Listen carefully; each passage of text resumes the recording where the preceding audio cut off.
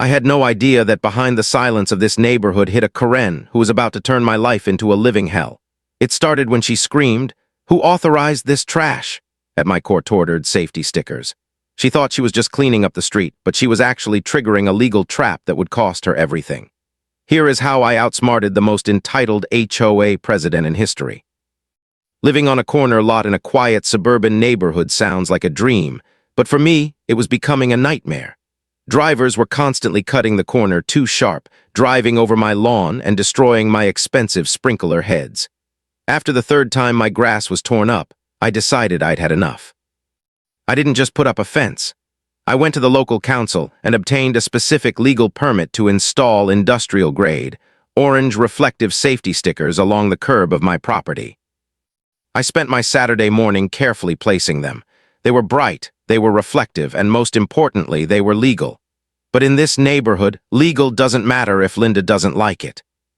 Linda is the president of our homeowners association, HOA.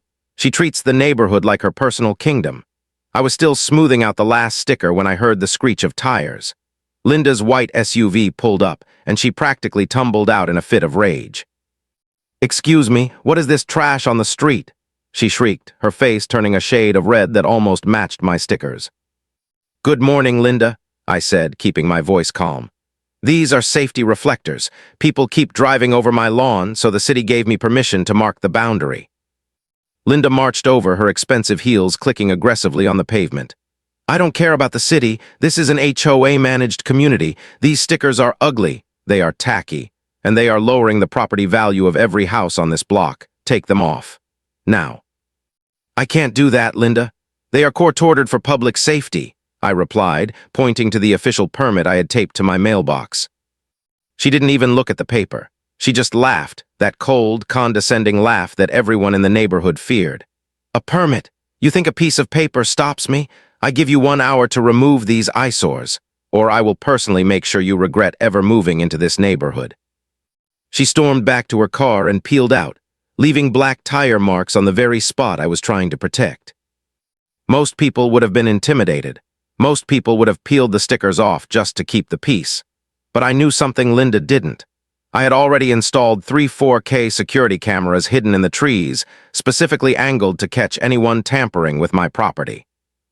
I went inside, poured myself a cup of coffee, and sat in my office. I pulled up the live feed on my monitor. I didn't have to wait an hour.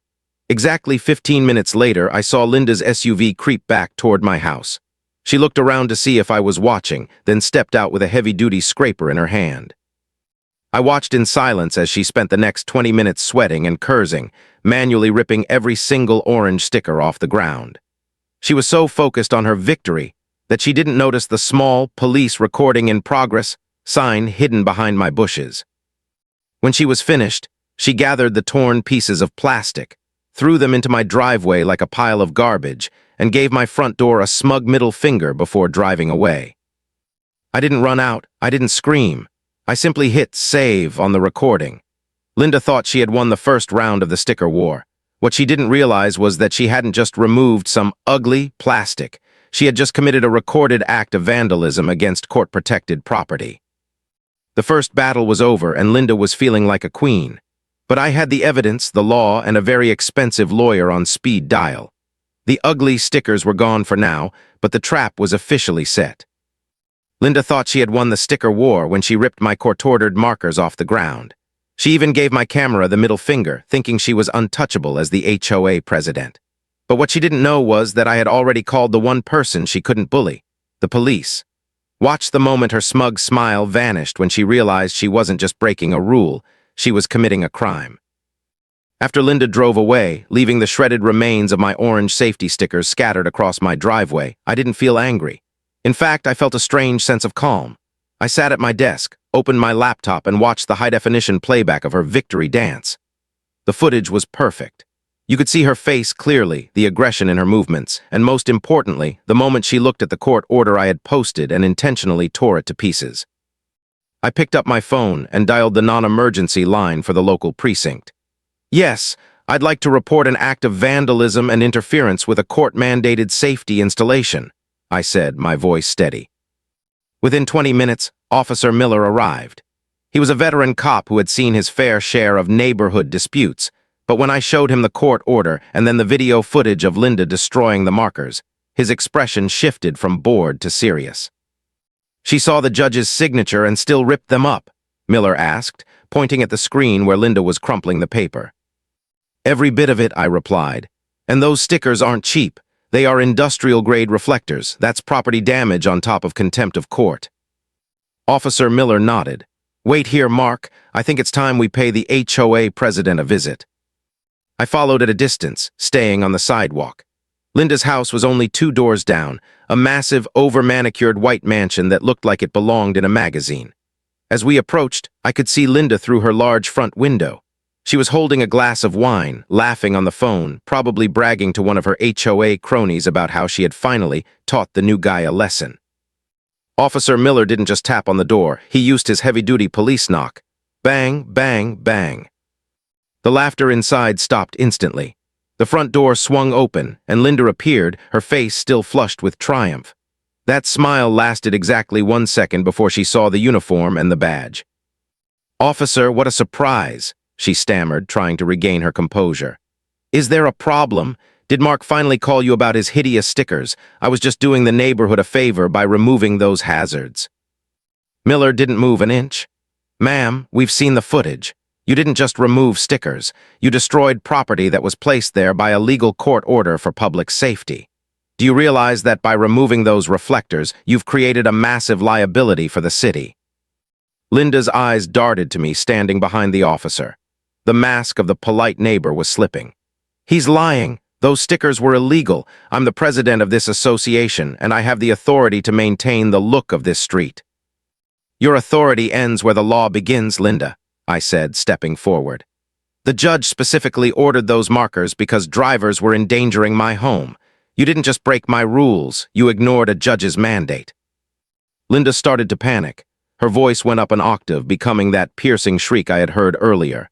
"This is ridiculous. I am a taxpayer. I pay your salary. You can't listen to this outsider over me."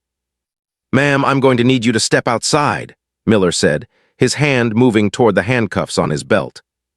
Linda froze. The realization finally hit her like a ton of bricks. She wasn't just going to get a fine or a stern warning. This was going on her record. The queen of the neighborhood was being treated like a common vandal. "You're not serious," she whispered, her hands shaking so much her wine glass nearly shattered. "I'm very serious," Miller replied. "You have 10 minutes to find your shoes and grab your ID. We're going down to the station to file a formal report, and Mark here is filing a civil suit for the damages." Linda didn't say another word. She turned around and walked back into her house, her shoulders slumped, her pride completely shattered. For the first time in 10 years, the HOA Karen was silent. I stood on the sidewalk, looking at the empty spots where my stickers used to be. They were gone, but the victory felt much better than the stickers ever looked. Linda thought she was the law, but today she found out that the law doesn't care about your aesthetic values. Linda thought her night in a holding cell was the end of her problems, but it was actually the beginning of her downfall. She returned to the neighborhood, not with an apology, but with a stack of illegal fines for every house on the block. She tried to bankrupt me for calling the cops, but she didn't realize that the entire neighborhood was finally tired of her reign of terror. Watch the moment the queen of the HOA lost her crown. The morning after Linda was taken to the station, the neighborhood felt different. It was quieter, but it wasn't the peaceful quiet we were used to. It was the silence of a storm brewing. I was out in my driveway, sweeping up the last bits of the orange reflective plastic Linda had shredded, when I saw her SUV pull back into her driveway. She didn't look like the polished, suit-wearing president I had seen the day before. Her hair was messy, her clothes were wrinkled, and the look she gave me as she stepped out of her car was pure, unadulterated venom. She didn't say a word. She just slammed her door and marched inside. 2 hours later, my doorbell rang. It wasn't a police officer this time. It was a courier. He handed me an envelope embossed with the official HOA gold seal. Inside was a notice of special assessment and immediate fine. Linda was charging me $5,000 for visual pollution and unauthorized interaction with law enforcement. But it wasn't just me. As I looked down the street, I saw the courier stopping at every single house. My neighbor, Bill, an elderly veteran who lived across the street, came walking over to my lawn, clutching a similar envelope. "Mark, have you seen this? She's fining me $2,000 because my mailbox is 2 shades too dark." She's gone completely insane. It was clear what Linda was doing. She was angry about her legal fees and her arrest record, and she was trying to force the neighborhood to pay for it. She thought that by doubling down on her power, she could intimidate us back into submission. She wanted to show us that even if the police could arrest her, she still owned our homes. "Bill," I said, looking at his shaking hands, "don't pay it. We're having an emergency meeting tonight, not in the community hall, right here on my lawn." Word spread fast. By 7:00 p.m., nearly 20 neighbors were standing in my driveway. Everyone was holding those gold-sealed envelopes. There was a mix of fear and anger in the air.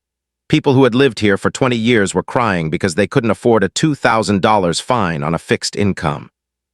That's when Linda appeared. She walked down her driveway, holding a megaphone, looking like a dictator addressing her subjects. "Go home," she screamed through the megaphone. "This is an illegal gathering. According to Bylaw 4.2, any assembly of more than 5 residents without board approval is a finable offense. You are all being recorded." The neighbors shrank back, the old fear of Linda's fine book returning. But I stepped forward, holding my phone up. "Linda, you keep talking about bylaws," I said, my voice projecting across the lawn. "But you forgot to check the state laws. According to the State Homeowners Protection Act, a board member who has been charged with a crime involving neighborhood property is automatically suspended pending a full investigation. You aren't the president anymore, Linda. You're just a resident with a loud voice." The crowd gasped. Linda's face went from pale to a deep, bruised purple. A lie, I wrote those bylaws." "You wrote the bylaws, but you didn't write the law," I countered. "I've already sent the video of your arrest and the court order you destroyed to the state HOA Oversight Committee. They've frozen the association's bank accounts until a new election is held." The silence that followed was beautiful. Linda tried to speak into the megaphone, but no sound came out. She looked at the neighbors, the people she had bullied for years, and for the first time she saw that they weren't afraid. Bill stepped forward and dropped his fine envelope on the ground. "I'm not paying, Linda." One by one, the other neighbors followed suit. A pile of gold-sealed envelopes began to grow at the edge of my property, right where my orange stickers used to be. "You'll pay for this, Mark," Linda hissed, her voice cracking. "I'll sue you for everything you have." "You can try," I replied calmly, "but I think you'll be too busy defending yourself in criminal court for the vandalism charges. Good night, Linda." She turned and ran back to her house, the sound of her heels clicking on the pavement no longer sounding like a threat, but like a retreat. The neighborhood didn't cheer. We just stood there, breathing in the fresh air of a community that was finally free. The ugly stickers were still gone, but the foundation of Linda's empire was crumbling. The sticker war was moving from the driveway to the boardroom, and I had a feeling the next board meeting was going to be the most watched event in town history. Linda thought she could use the official HOA meeting to kick me out of my own home. She arrived with a team of lawyers, ready to silence the entire neighborhood. But she didn't realize that I wasn't just bringing my evidence. I was bringing a surprise witness who had been silent for 10 years. Watch the moment the queen of the HOA realized her secret was finally out. The night of the official HOA board meeting arrived. Usually, these meetings were held in a small, dusty basement of the local library with only 3 or 4 people attending. But tonight was different. Nearly 60 residents were packed into the room, spilling out into the hallway. The air was thick with tension and the smell of cheap coffee. Linda sat at the front of the room behind a long mahogany table. She was back in her element, wearing a sharp black suit and flanked by 2 men in expensive-looking gray suits. These were her legal defense team. She looked at the crowd not with fear, but with a cold, calculated disdain. She still thought she could win this. "Order, I call this meeting to order," Linda barked, banging a wooden gavel that she had clearly brought from home. "Tonight, we are here to discuss the nuisance violation of resident Mark at 124 Oak Street. His repeated defiance of community standards and his illegal use of police force against a board member has led to a motion for permanent eviction and foreclosure." A collective gasp went through the room. Eviction, for some stickers, it was the ultimate Karen move, trying to take a man's home because she lost an argument. Linda's lawyer stood up. We have documented proof that marks, safety stickers were a violation of Bylaw 9.1. Furthermore, his harassment of President Linda has caused emotional distress. We are asking for a vote from the board to seize the property under the Community Harmony Clause. I stood up from the back of the room. I didn't have a lawyer. I only had a laptop and a small USB drive. Linda, before the board votes, I think the neighbors deserve to see the emotional distress you're talking about. Sit down, Mark, you don't have the floor, Linda screamed, her face starting to twitch. I ignored her and plugged my laptop into the room's projector. Suddenly, the giant screen behind Linda came to life. It wasn't the video of her ripping the stickers. Everyone had already seen that. It was something much older. The video was grainy, dated from 10 years ago. It showed a younger Linda standing in this very same room, arguing with an elderly man. The man was crying, pleading with her not to take his house. The camera followed them outside, where Linda was seen handing a stack of cash to a local building inspector. The room went dead silent. You could hear a pin drop. "Where did you get that?" Linda whispered, her voice trembling. "I found it in the basement of my house, Linda," I said, walking toward the front. "Hidden behind a loose brick. It turns out the previous owner of my house didn't move away like you told everyone. You harassed him into a breakdown, bribed the inspectors to declare his house unsafe, and then bought the deed yourself for pennies before selling it to the next person." The neighbors started whispering. Faces that were once neutral were now filled with absolute horror. Linda wasn't just a mean neighbor. She was a predator who had been using the HOA to steal equity from people for a decade. "This is a fake, a deep fake," her lawyer shouted, but his voice lacked conviction. "It's not a fake," a voice called out from the back. An old man in a wheelchair was pushed into the room by his daughter. It was the man from the video, Mr. Henderson. He had been living in a small apartment 2 towns over, too broken and afraid to ever come back, until I found him. "She took everything I had," Mr. Henderson said, his voice weak but clear. "She told me if I ever told anyone about the bribe, she'd have me arrested for fraud. I've lived in fear for 10 years. Linda looked at Mr. Henderson, then at the camera, then at the 60 angry neighbors standing up from their chairs. For the first time, there was no megaphone to save her. There was no bylaw that could cover up a decade of criminal conspiracy. I looked at the board members sitting next to Linda. They were already moving their chairs away from her, trying to distance themselves from the sinking ship. "I think it's time for a new vote," I said. "Not about my house, about hers." The courtroom fell silent as the queen of the HOA realized her decade-long reign of terror was over. I didn't just bring evidence of my shredded stickers. I brought the one man she thought she had disappeared 10 years ago. As the judge looked at the secret recording of her bribing city officials, Linda's expensive lawyers started packing their bags. She thought she was untouchable, but she was about to find out that the basement of my house held more than just old pipes. It held the proof of her crimes. The atmosphere in the boardroom was no longer tense. It was electric. Linda sat frozen, her gavel resting limply in her hand as Mr. Henderson, the man she had destroyed a decade ago, was wheeled to the front of the room. The neighbors, many of whom had lived in fear of Linda's fines for years, were now standing up, their voices rising in a low hum of collective anger. "This meeting is adjourned," Linda suddenly shrieked, her voice cracking. She tried to stand up, but her own lawyers grabbed her arm, whispering frantically in her ear. They knew what she didn't. The game was no longer about stickers or bylaws. This was now a criminal conspiracy. I stood my ground at the projector. "The meeting isn't over, Linda. Because while you were busy ripping up my ugly stickers, I was busy digging through the crawl space of the house you sold me. You see, when you forced Mr. Henderson out, you were in such a hurry to flip the property that you missed a small, fireproof safe tucked behind the foundation stones." I clicked the next slide on the presentation. It wasn't a video this time. It was a scanned ledger, a handwritten book of special assessments. But these weren't for the neighborhood. These were payments made directly to a shell company owned by Linda's husband. "Every fine you issued to these people," I said, gesturing to the crowd, "every color violation and overgrown grass fee didn't go into the neighborhood beautification fund. It went into your offshore account. You weren't protecting our property values, you were harvesting our bank accounts." A roar went up from the neighbors. Bill, the veteran from across the street, stepped forward. "You took $3,000 from me because my porch light was too bright. My wife had to skip her medication that month to pay you." Linda looked around the room, her eyes darting like a trapped animal. She grabbed her megaphone one last time, but before she could bring it to her lips, the double doors at the back of the library swung open. This time, it wasn't just Officer Miller.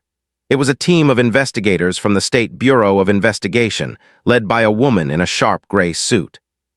"Linda Vance?" the investigator asked, her voice echoing off the walls. "We have a warrant for your arrest on charges of racketeering, wire fraud, and extortion. Step away from the table." The room erupted. People weren't just shouting, they were cheering. The two expensive lawyers Linda had brought as her shield immediately stepped back, putting their hands up as if to say, "We don't know her."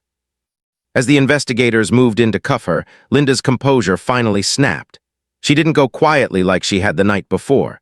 She started throwing the files off the table, screaming at the neighbors, calling them ungrateful peasants and trash.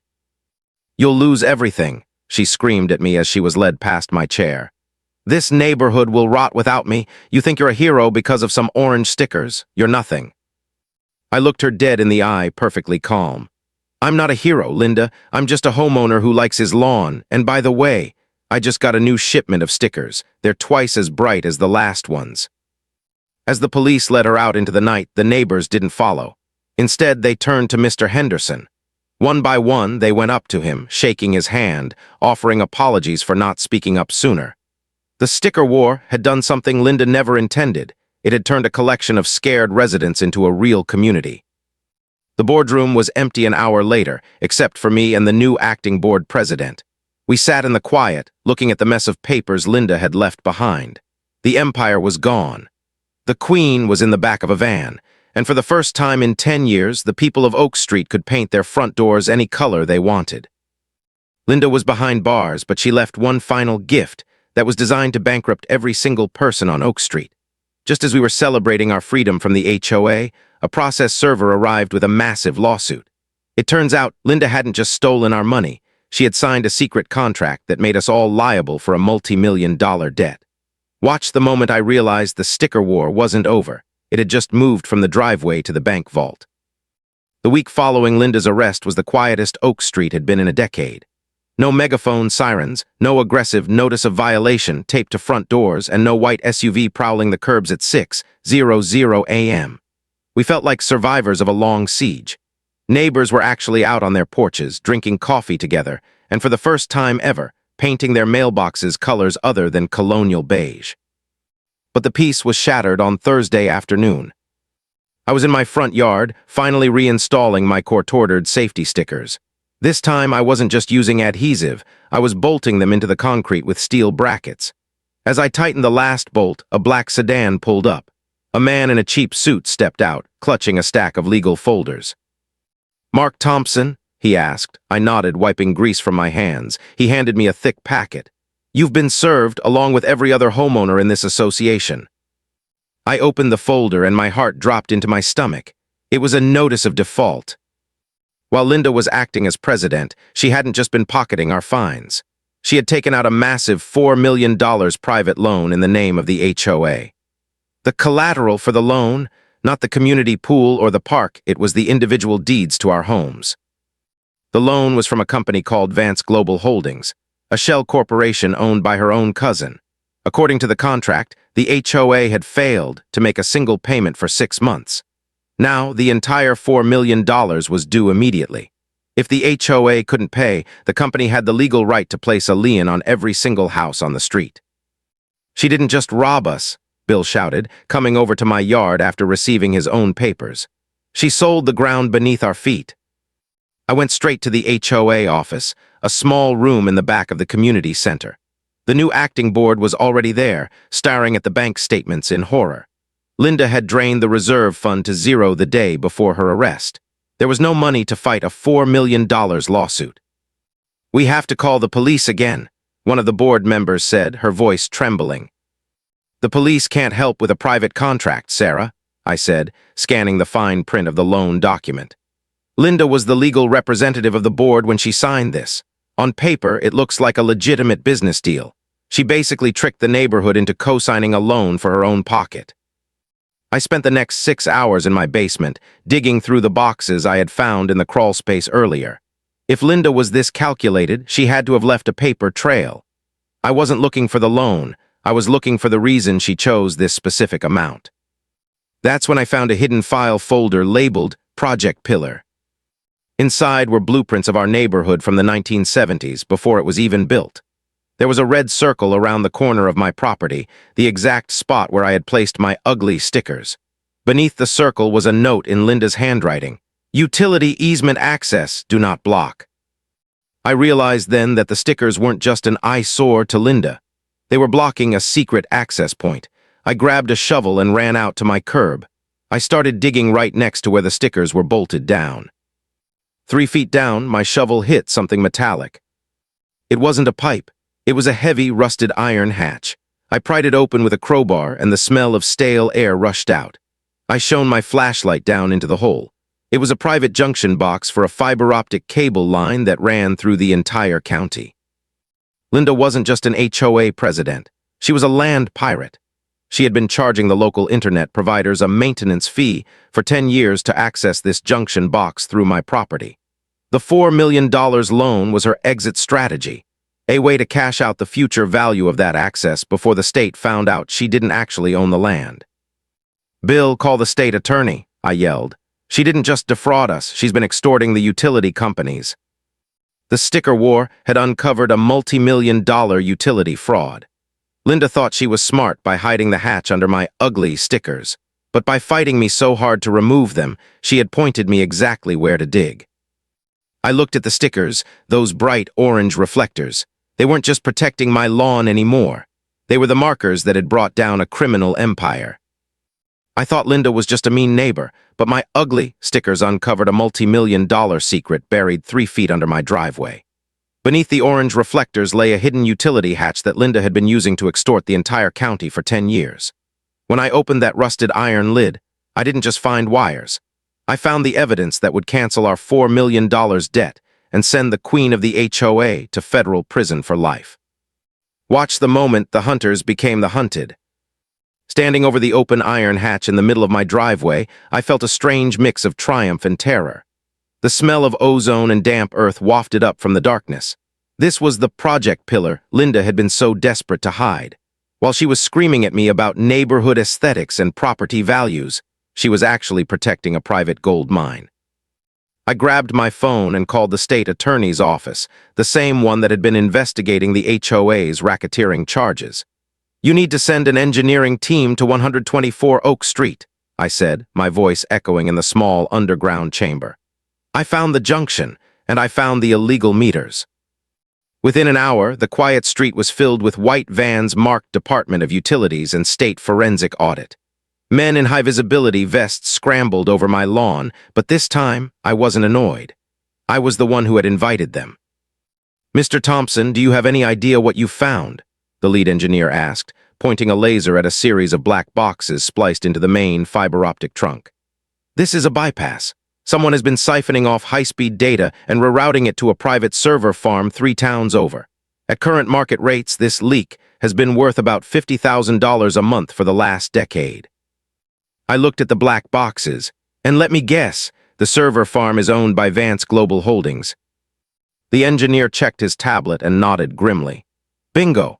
And because this junction sits on your property, Linda was using the HOA's easement rights to claim she had the authority to manage the access. She wasn't just a Karen, she was a data pirate." The news spread through the neighborhood like wildfire. Bill and the other neighbors gathered at the edge of my property, watching the technicians work. The $4 million loan Linda had saddled us with suddenly looked a lot less scary. "If she was using HOA property for a private criminal enterprise," Bill asked, his eyes widening, "doesn't that mean the contract she signed is null and void?" "Exactly," I said. "Under the clean hands doctrine, you can't enforce a contract that was created to further a crime. Linda didn't take that loan to help the neighborhood. She took it to cover the tracks of her data theft before the utility company noticed the signal drop." But the real satisfaction came 2 hours later. A black SUV pulled up, and out stepped a man I recognized from the HOA meeting, Linda's founder and cousin, the owner of the company that was trying to seize our homes. He looked at the open hatch, then at the state investigators, and his face turned the color of ash. "This is private property," he shouted, trying to sound intimidating. You have no right to be in that vault. The state attorney stepped forward, holding a fresh stack of papers. Actually, Mr. Vance, this vault is a state utility easement, and according to the records we just pulled from your cousin's basement, you've been trespassing on public infrastructure for 10 years. You aren't here to collect a $4 million debt. You're here to be served with a grand jury subpoena. The man didn't even try to argue. He turned around, got back in his SUV, and sped off, nearly hitting one of the utility vans. He knew the empire was gone. I looked down at the orange stickers I had bolted to the ground. They were scuffed and dirty from the day's work, but they looked beautiful to me. They had been the ugly things that forced Linda to act, and in her desperation to remove them, she had exposed the very thing that would save us all. The investigators started sealing the vault, but they did it with a new, official state seal. The HOA no longer had power over this spot. The sticker war was effectively over. We weren't just free from Linda's fines, we were free from the $4 million debt that had threatened to take our homes. As the sun began to set over Oak Street, I saw the neighbors doing something they hadn't done in years. They were laughing. They were planning a block party. And for the first time, no one was checking the bylaws to see if joy was a finable offense. But as I walked back into my house, I saw one last notification on my security app. A camera I had hidden in the back alley had picked up a familiar figure. Linda was out on bail, and she was standing at the edge of the woods, staring at my house with a look that said she wasn't finished yet. Linda was out on bail for exactly 6 hours before she made her final, desperate mistake. She thought she could sneak onto my property in the middle of the night and destroy the evidence that would send her to prison for life. But she forgot one thing. My ugly stickers weren't just reflectors. They were the bait for a trap she never saw coming. Watch the moment the queen of the HOA realized her reign didn't just end. It collapsed into a 4K nightmare. The night was pitch black, the kind of darkness that feels heavy. I sat in my darkened living room, the only light coming from the glowing grid of my security monitors. I knew Linda was out there. A woman like her, driven by ego and a decade of absolute power, just go away. She was like a cornered animal, and cornered animals are at their most dangerous right before they lose everything. At 3:14 a.m., a motion alert pinged on my phone. A shadow emerged from the tree line at the edge of my property. It was Linda. She wasn't wearing her pink suit or her expensive heels anymore. She was dressed in all black, carrying a heavy industrial canister and a crowbar. She moved with a frantic, shaky energy, heading straight for the iron hatch I had uncovered earlier that day. I watched her on the 4K infrared camera. She thought she was being stealthy, but she was illuminated like a Christmas tree on my screen. She reached the hatch and began pouring a thick, viscous liquid, industrial acid, into the vents. She was trying to destroy the fiber optic bypass and the illegal meters before the federal auditors could return in the morning. "You just can't help yourself, can you, Linda?" I whispered to the empty room. I didn't call the police, not yet. I had already called someone else, the entire HOA board and every neighbor on Oak Street. Suddenly, the silent street erupted in light. I hit the master switch on my smart home system. Every floodlight, every porch light, and every decorative lamp on the block turned on at once. It was blinding. Linda froze, the acid canister still in her hand, looking like a deer caught in the world's largest spotlight. "Going somewhere, Linda?" I shouted through my front door's loudspeaker. From their porches, my neighbors stepped out. Bill, Sarah, and 20 others, all holding their phones, recording the scene. Linda spun around, her eyes wide with terror, realizing she wasn't just being caught by me. She was being watched by the entire community she had bullied for years. "Stay back," she shrieked, waving the crowbar. "This is my neighborhood. I built this. You're all nothing without me." "It was never your neighborhood, Linda," I said, stepping onto my porch. "It was our home. You just happened to be the person who tried to steal it." At that moment, 3 black SUVs from the State Bureau of Investigation screeched around the corner, blocking her SUV. Officer Miller stepped out of the lead car. He didn't look like the buddy Linda thought he was anymore. He looked like a man who had just seen his own career flash before his eyes and was desperate to do the right thing. "Linda Vance, you're in violation of your bail conditions," Miller said, his voice booming. "And after what we just found on your husband's computer, we have a fresh warrant for tampering with evidence and domestic terrorism." Linda collapsed to her knees right on top of my orange stickers. The very things she called ugly were now scuffed under her hands as she was forced into the dirt. She started sobbing, the high-pitched, entitled scream finally turning into a whimper of defeat. As they led her away in handcuffs for the final time, the state attorney walked over to me. "Mr. Thompson, I've never seen a homeowner do the work of an entire task force. Those trackers you put in the stickers, they led us straight to the server farm. The $4 million debt is officially vacated by the court. The neighborhood is clear." I looked at the neighbors. They weren't cheering anymore. They were just breathing. The weight was gone. The next morning, we didn't have an HOA meeting. We had a block party. There were no fines for the mismatched chairs or the loud music. And right at the edge of my driveway, I didn't remove the orange stickers. I replaced them with brand new, even brighter ones. People from all over the city now drive by Oak Street just to see the stickers that broke the HOA. They've become a symbol of what happens when one person stands up to a bully. Linda is currently serving a 15-year sentence in a federal facility. Her mansion was seized and sold to pay back the neighbors she defrauded. And as for me, I still have my lawn, I still have my house, and I still have my ugly stickers. Because sometimes the ugliest things are the only ones that can reveal the truth. As I sat on my porch watching the sunset, a new family moved into Linda's old house. The first thing they did was walk over and ask me where they could buy their own set of orange safety stickers. I just smiled and handed them a spare. The war was over, and for the first time we were finally home.